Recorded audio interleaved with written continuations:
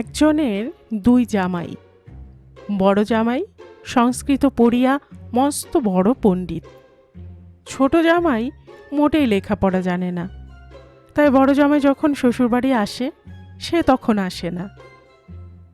সেবার পুজোর সময় শ্বশুর ভাবিলেন দুই জামাইকে একত্র করিয়া ভালো মতো খাওয়াই, তাছাড়া তাদের দুইজনের সঙ্গে তো আলাপ পরিচয় থাকা উচিত। কিন্তু বড় জামাইয়ের কথা শুনিলে ছোট জামাই আসিবে না। তাই বড় জামাইয়ের আসার কথা গোপন করিয়া সে ছোট জামাইকে নিমন্ত্রণ দিল। ছোট জামাই শ্বশুর বাড়ি আসিয়া শুনিল বড় জামাইও আসিতেছে। হায় হায়, কি করিয়া সে বড় জামাইয়ের সঙ্গে কথাবার্তা বলিবে? সে শুনিয়াছে বড় জামাই সংস্কৃত ছাড়া কথাই বলে না। বড় জামাই তখন বাড়ির সামনে আসিয়া পড়িয়াছে। শালাশালিদের মুখে এই খবর শুনিয়া ছোট জামাই ভয়ে খাটের তলায় যাইয়া লুকাইয়া রহিল। বড় জামাই আসিয়া শালাশালিদের সঙ্গে সংস্কৃতে কথা বলিতে লাগিল।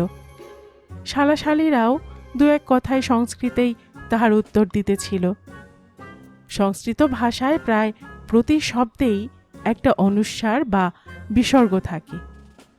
বড় জামাইয়ের মুখে সংস্কৃত শুনিয়া সে ভাবিল, অনুস্বার বিসর্গ দিলেই যদি সংস্কৃত হয় তবে সে খাটের নিচে বসে আছে কেন?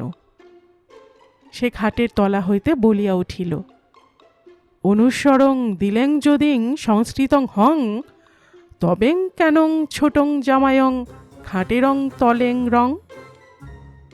শুনিয়া শালাশালিরা তাহাকে খাটের তলা হইতে উঠায় আনিল।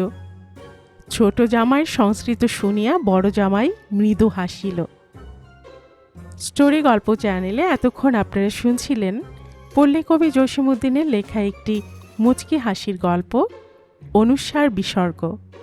আর এতক্ষণ গল্প পড়ে শোনাচ্ছিলাম আমি রোমানা নূপুর।